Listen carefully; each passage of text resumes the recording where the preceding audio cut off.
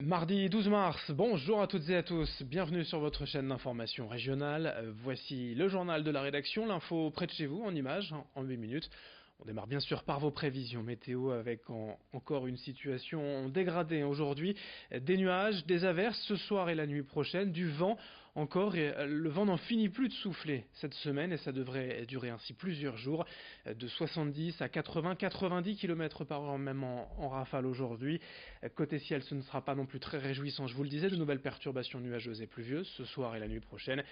Pour les températures, comptez 9 degrés cet après-midi sur le littoral, 10 degrés à Lille. Les prévisions météo complètes après ce journal. À la une, tout d'abord, la région organise prochainement une grande opération de nettoyage de la nature, ouverte à tous et à divers endroits, lancée à l'origine par la Fédération des chasseurs de la Somme. L'idée a été reprise il y a 2 ans par le conseil régional qui veut ainsi fédérer le plus grand nombre.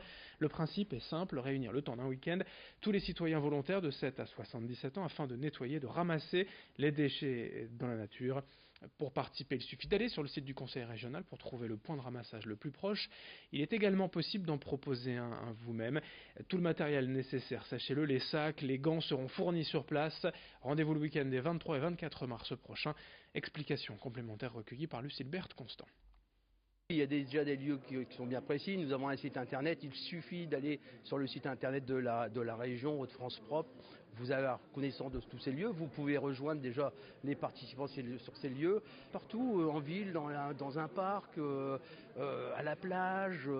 Bien sûr, c'est partout où la nature est souillée. On veut au moins égaler le même score que l'an dernier. En sachant que l'an dernier, le score était quand même très très élevé. Mais les indices nous disent qu'on devrait passer encore devant, ne serait-ce que le département que je connais le mieux, qui est mon département, on a quasiment le double de points de ramassage que l'an dernier.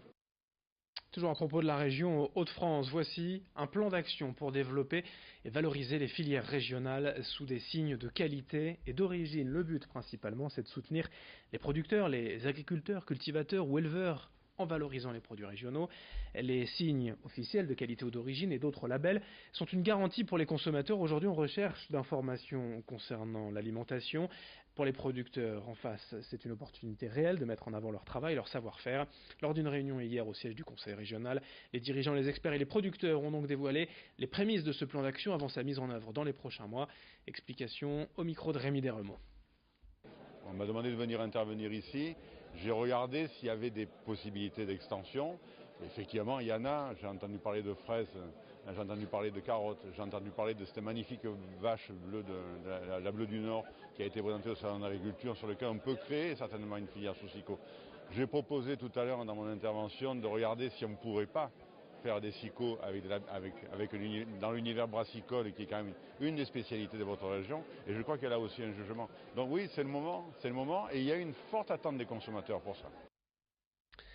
On profite à présent de ce journal régional pour évoquer, pour vous présenter le grand angle de la rédaction consacré au carême depuis une semaine pour les catholiques qui se recentrent sur eux-mêmes durant les 40 jours qui précèdent Pâques. Certains pratiquent même ce temps de pénitence en faisant une retraite spirituelle, comme ici par exemple à l'abbaye des Monts des Cats.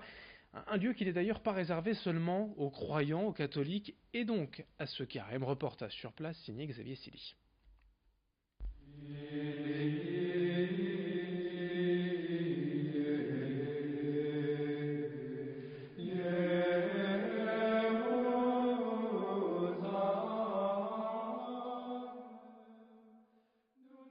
Immense mais silencieuse, impressionnante mais humble, l'abbaye du Mont des Cats fait jaillir une force mystique où le temps semble s'être arrêté.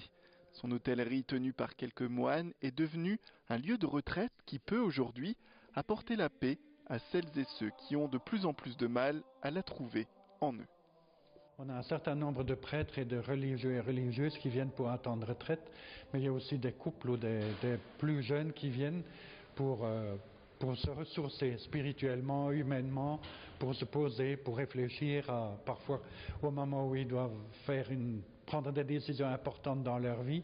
Ils disent il faut que je m'arrête quelque part ou que je puisse parler à quelqu'un. C'est ainsi que pendant plusieurs jours, les retraitants apprennent à vivre la simplicité d'une vie de moine, à écouter le silence et à prendre du recul sur leur vie, une déconnexion qui doit pourtant s'organiser avec beaucoup de patience. Pour quelqu'un qui n'est pas habitué, généralement, on suggère de ne pas rester trop longtemps parce que comme on n'organise rien pour les retraitants, à part les prières avec la communauté, il y a quand même 2 fois 3 heures de temps libre. Qu'est-ce que les gens font dans leur temps libre? Comment ils peuvent habiter leur temps libre ici, à part faire de la lecture, se promener et aussi rencontrer un moine. Donc nous sommes 3 frères ici à l'hôtellerie qui sont là pour accueillir les gens, pour les écouter et puis pour les aider à voir où ils en sont, où ils veulent aller et puis les aider à voir clair, quoi. Parmi les retraitants, l'une est venue 10 jours à l'abbaye du Mont-des-Cats. Pour cette jeune femme qui n'est pas de confession catholique, ce séjour s'est pourtant montré comme un besoin de plus en plus évident. Il y a des moments, des espèces de moments clés dans la vie où on ne sait pas forcément comment prendre une décision. Il y a une souffrance qui se manifeste et que je pense que là, en ce qui me concerne, c'était une humilité de dire mais j'y arrive pas toute seule. Et ce qui m'a poussée à venir au monastère, c'est qu'il y a une vraie rencontre qui s'est faite pour moi. Tous les jours, il y a un message, tous les jours, il y a quelque chose de nouveau, une transformation tous les jours. Donc j'avais besoin d'être accompagnée, oui, de parler.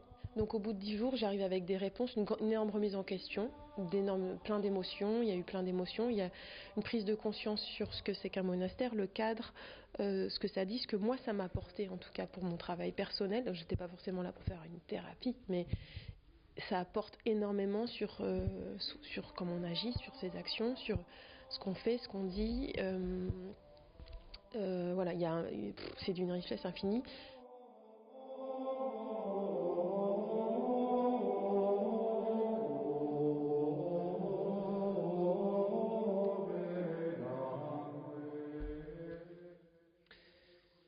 Fin de ce journal régional, merci à vous de l'avoir suivi, restez bien avec nous. Dans une poignée de secondes, vos prévisions météo et dès le prochain quart d'heure, dans moins de 8 minutes, de nouveau rendez-vous avec l'actualité locale près de chez vous. Très bonne journée à toutes et à tous.